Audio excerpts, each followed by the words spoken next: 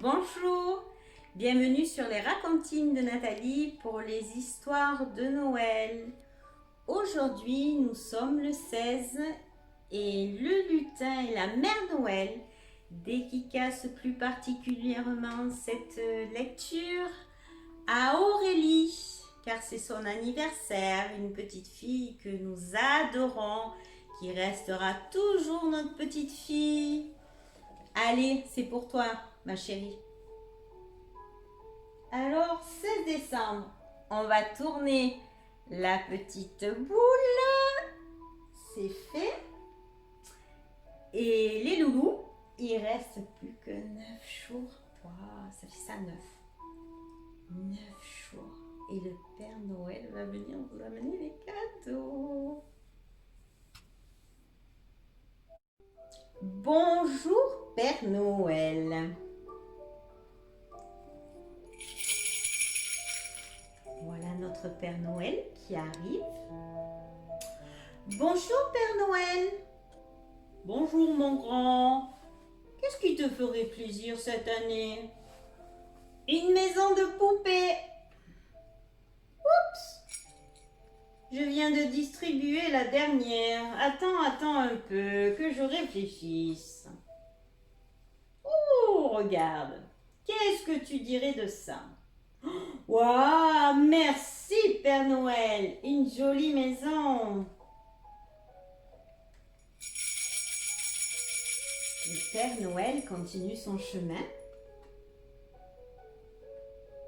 Bonjour Père Noël. Bonjour mon enfant. Rappelle-moi ce que tu m'as commandé. Une balançoire Père Noël. C'est bien ce qui me semblait. Je n'ai plus de balançoire dans ma hotte. Mais c'est pas grave. J'ai une idée. Allez, Zou, accroche-toi. C'est parti. Wouhou! Merci, Père Noël.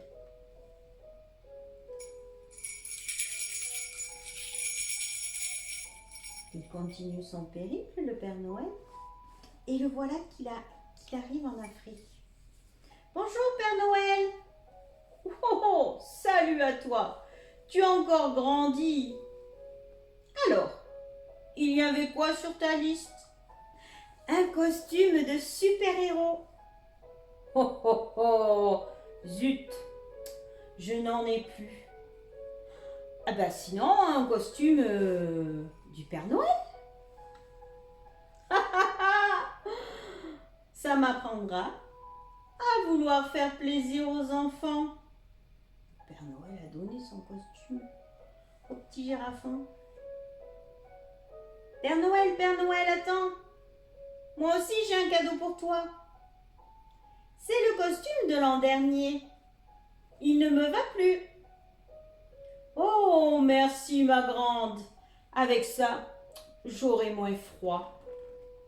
Et voilà, notre Père Noël qui est reparti. Le voilà. La famille Lapin l'attend impatiemment. Attention, vous êtes prêts? Vous êtes prêts à recevoir le Père Noël? On compte, hein? 1, 2 et 3. Joyeux Noël! Et là, les lapins sont scotchés. Comment se fait-il que notre Père Noël arrive en princesse? Vous le savez, vous les loulous, parce que vous connaissez l'histoire. Le Père Noël a mis le costume du girafon. Mais ça reste le Père Noël. On continue notre histoire, mon livre pour attendre Noël. Jour du 16 décembre. Plus l'hiver approche, plus courts sont les jours. Le soir, il fait bon de se blottir sous la couette pour écouter une histoire. Au moment de dormir, Robin soupire. Zut, je n'ai pas trouvé le trésor de Noël aujourd'hui. Il y en aura un peut-être dans tes rêves, suppose papa. Bonne nuit, mon Robin. Rassuré, Robin s'endort. Et à ton avis, de quoi va-t-il rêver? Regardez bien l'image. Il va rêver qu'il fait la tournée avec le Père Noël. Oh, ça doit être super bien de faire la tournée avec le Père Noël. Une lettre au Père Noël. La veille de Noël, la neige était toute blanche. Je me suis assis par terre pour écrire une lettre. Avant de commencer, j'ai réfléchi. Cher Père Noël, alors j'écris soigneusement. J'espère que tu vas bien. Au moment où tu lis cette lettre, je suis sûre que tu as vu que j'ai été sage, comme maman me le demandait. Donc, si tu es d'accord, pour Noël, j'aimerais avoir un livre ou un train électrique ou peut-être un vélo. Puis quand j'ai fini, j'ai écrit mon nom et j'ai mis plein de bisous sur l'enveloppe. J'ai traversé le salon et je suis allée poser la lettre sur la cheminée. Car, comme tu le sais sûrement, c'est toujours là qu'il faut mettre les lettres au Père Noël. Mais comment arrive-t-elle? Je ne saurais le dire, mais c'est ainsi que commence le long chemin vers le froid pays du Père Noël. Cette nuit d'hiver-là, alors que tout le monde dormait, je me suis blottie dans mon lit. Plus un bruit, plus un regard. Et j'ai pensé au Père Noël, aux jouets qu'il apportait, à la joie que j'aurais le matin de Noël. Et soudain, mais où pouvais-je bien être? Dehors dans la neige, dans un bien étrange pays. Tremblant de froid, je regardais par la fenêtre d'une cabane recouverte de neige. C'était l'atelier du Père Noël. Je vais me faufiler à l'intérieur. Si je me cache bien, personne ne me verra. Chut, je ne dois pas faire de bruit. J'entre sur la pointe des pieds. C'est ici que tout commence pour nos jouets de Noël. Je vois le Père Noël qui lit des centaines de milliers de lettres. Oh, c'est la mienne qui est tombée par terre à ses pieds. Une carte du monde est accrochée au mur. Pour oublier aucun enfant, les routes sont tracées et les toits des maisons clairement indiqués. Regarde les lutins du Père Noël. Ils s'activent dans tous les sens. L'un construit une maison de poupée, l'autre une petite voiture. Et quel beau train! Et un autre est en train de peindre. Et ce lutin-ci qui ajuste les ailes d'un avion. Et regarde ce petit lutin-là qui conduit un vélo. Exactement celui que je voudrais. Voici la pièce où l'on prépare les paquets cadeaux. On les mesure d'abord, puis on les enveloppe délicatement. On les attache avec des rubans et on finit par un joli nœud. Sur chaque paquet, on marque un nom pour le Père Noël, pour qu'il sache à qui le donner. Où que l'on regarde, on ne voit qu'une agitation fiévreuse. Tout le monde semble terriblement pressé. Ces lutins aident le Père Noël à s'habiller. Le manteau et le bonnet du Père Noël sont repassés avec soin, tandis que ses bottes sont lustrées. Oh, comme elles sont belles, comme j'aimerais avoir les mêmes. Cette pièce me plaît. Ici, le Père Noël a vraiment belle allure. De retour à l'atelier, le tapis roulant est en panne. On dirait qu'il y a un problème avec un boulon. Les lutins se font du souci. C'est bien ennuyeux. Mais le Père Noël vient réparer et les paquets repartent sans tarder vers l'écurie et le traîneau. Les rennes attendent devant l'écurie. Je les compte. Oui, ils sont bien 8. Sabots polis, clochettes lustrées et les lutins au clair de lune qui les brossent et les pomponnent. Les harnais reluisent, les pelages brillent, les rennes s'agitent. C'est bientôt l'heure. Le traîneau est chargé et les rennes sont prêts. Le Père Noël lance son attelage. Allons-y maintenant. Au-dessus des nuages, au-delà des montagnes, les voilà qui galopent à travers les cieux.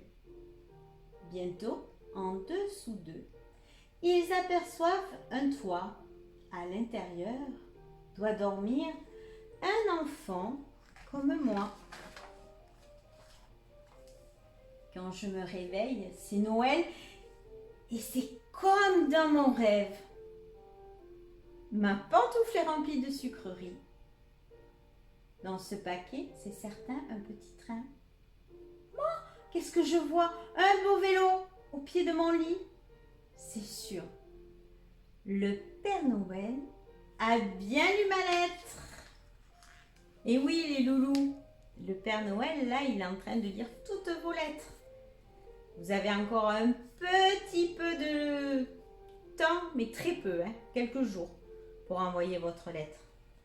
Et puis, il faut être très sage.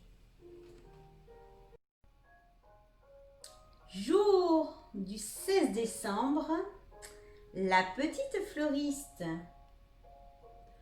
Au fond de l'atelier, des petits santons sont alignés sagement sur une table. Ils savent qu'ils ne doivent pas bouger, car leur peinture est toute fraîche. Pourtant, une petite fleuriste se promène.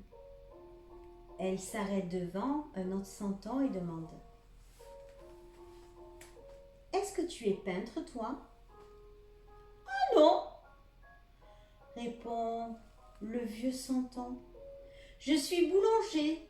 Tu vois bien, je porte du pain. »« Moi, je suis le pêcheur, dit un autre. »« Mais pourquoi cherches-tu un peintre ? » ?»« Ma robe est bleue et je préférerais qu'elle soit rose. C'est ma couleur préférée. » Tous les santons éclatent de rire. La petite fleuriste continue sa recherche. Elle passe devant un berger, des rois mages, la Sainte Vierge et même le montreur d'ours. Mais elle ne voit toujours pas de peintre. Soudain, elle aperçoit un ange avec une aile cassée. « Oh, qu'est-ce qui t'est arrivé ?»« J'ai essayé de voler, répond l'ange tristement. Mais je suis tombée. »« Attends, je vais chercher le santonnier, lui dit la fleuriste. Il va te soigner. »